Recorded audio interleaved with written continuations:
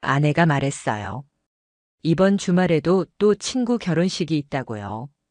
처음엔 뭐 그럴 수 있겠다 싶었어요. 요즘은 스몰 웨딩도 많고 평일 결혼식도 있으니까요. 그런데 이상하게 자주 가더라고요. 한 달에 5번이었어요. 한 주는 토요일, 다음 주는 일요일, 그 다음 주는 평일 오후. 저는 그때까지만 해도 무슨 의심을 하진 않았습니다. 다만 이상하긴 했어요. 결혼식이 그렇게 잦을 수 있나 싶었죠.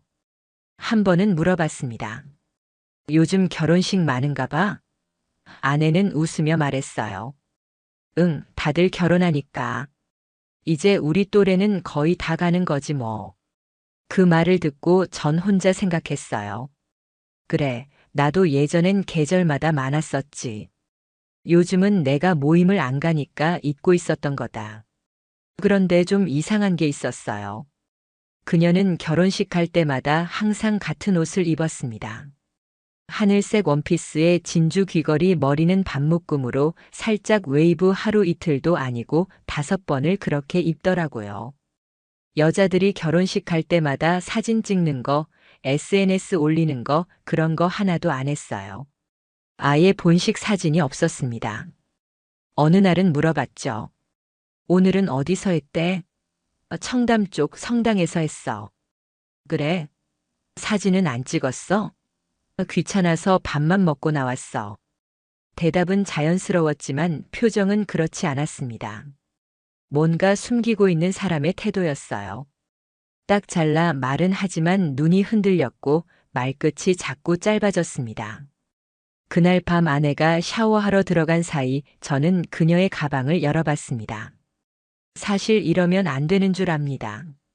하지만 저는 무언가 기이하게 반복되고 있다는 강한 확신이 들었어요.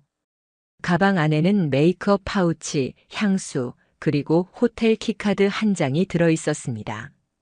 보자마자 손이 떨렸습니다. 시기상 오늘 결혼식이 있었다는 그날과 카드에 적힌 사용일자가 일치했습니다. 게다가 제가 알기로 아내는 그런 호텔을 한 번도 간 적이 없어요. 우리가 3년을 살면서 그 호텔을 함께 간 기억이 없었습니다. 제가 더 이상 참을 수 없던 이유는 그 카드 안쪽에 적힌 번호 때문이었어요.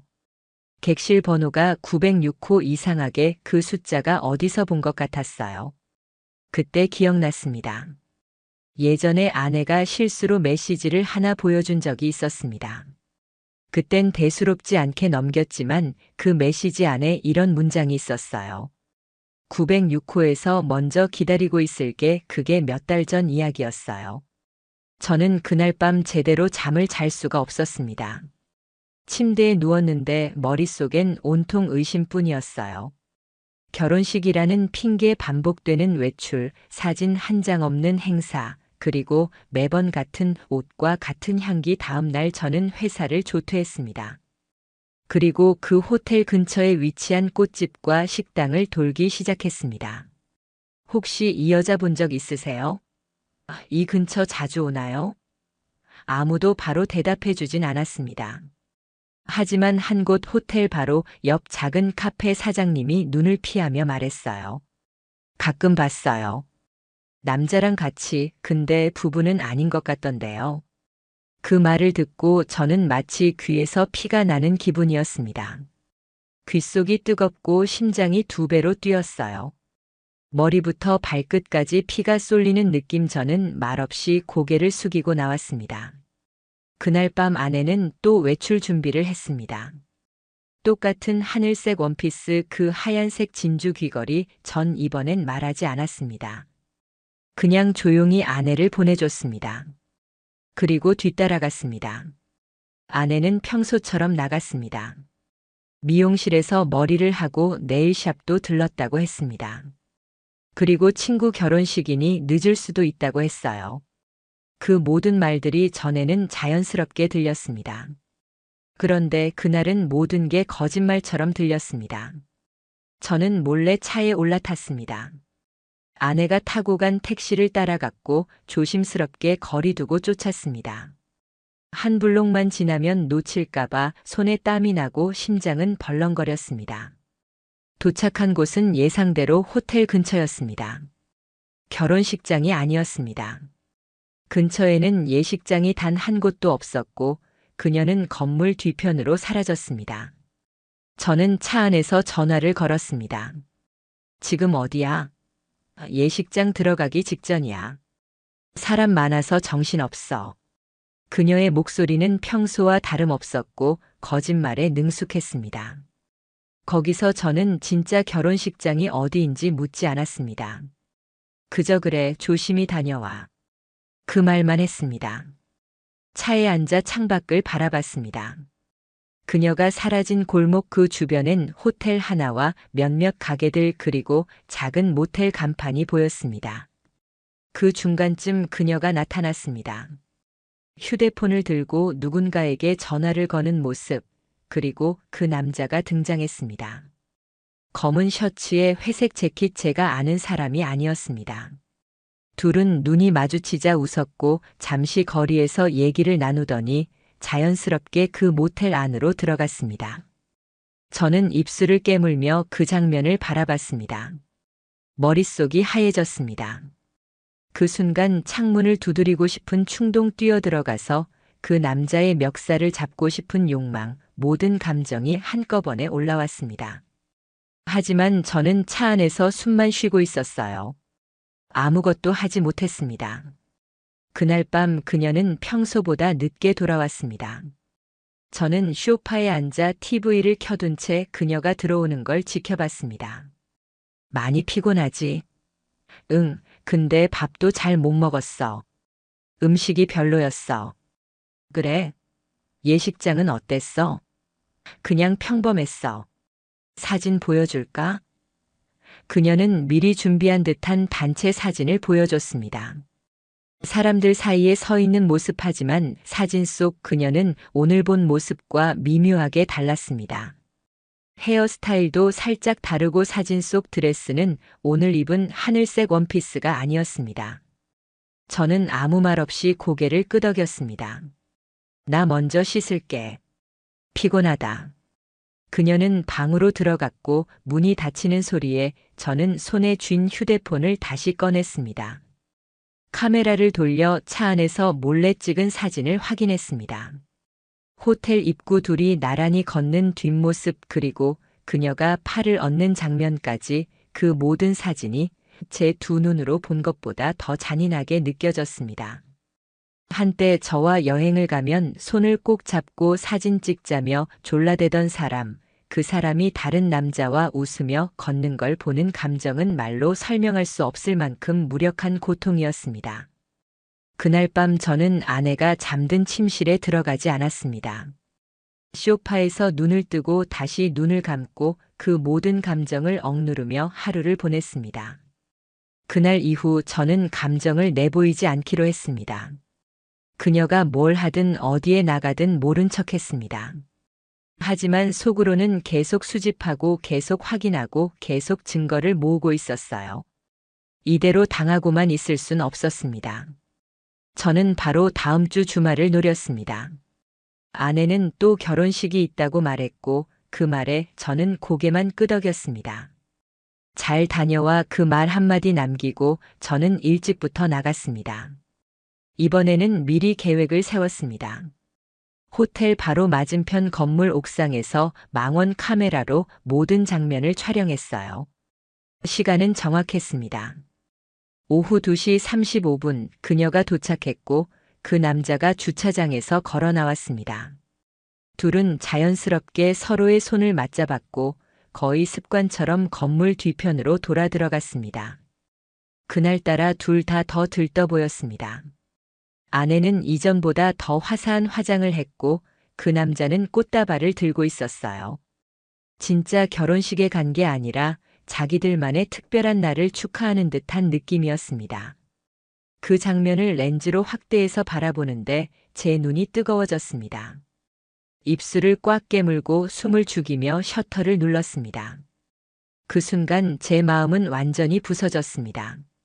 예전 우리 결혼 기념일 날 저에게 안겨 웃으며 오빠 같은 사람 만나서 진짜 다행이야 라고 말하던 그녀의 얼굴이 떠올랐습니다. 지금 그 얼굴이 다른 남자 앞에서 다시 나오고 있다는 사실이 견디기 어려웠습니다. 저는 찍은 사진들을 정리해서 USB에 저장했습니다. 혹시라도 제가 무너지기라도 하면 증거가 사라질까봐 클라우드에도 백업을 했습니다. 그날 밤 아내는 늘 하던 대로 돌아왔습니다. 진짜 힘들다.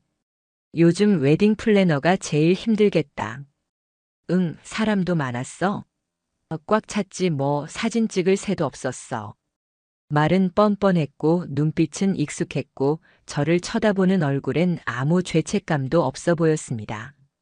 그녀는 자리에 앉아 발을 주무르며 TV를 켰습니다. 그 모습을 보는데 문득 이런 생각이 들었습니다. 이 사람이 진짜 내가 결혼한 사람이 맞나? 다음 날 저는 더 이상 망설이지 않았습니다. 그 호텔 예약 기록을 조회할 방법을 찾았고 결국 그 남자의 이름도 알아냈습니다. 카드사로부터 결제 내역을 확인했고 예약은 모두 그 남자 이름으로 되어 있었습니다. 심지어 그 남자는 그 호텔의 VIP 회원이었습니다. 같은 층, 같은 방, 같은 주말 반복, 그리고 놀라운 사실 하나를 더 알게 됐습니다. 아내는 회사에 주말 출근을 한다며 휴가를 냈던 날들도 모두 이 남자와의 만남과 겹쳐 있었습니다. 저는 정신이 아득해졌습니다. 회사에도 거짓말, 남편에게도 거짓말, 세상 전체를 속이고 자기들만의 세상을 만든 거였습니다. 어느 날 저는 마지막 확인을 하기로 했습니다.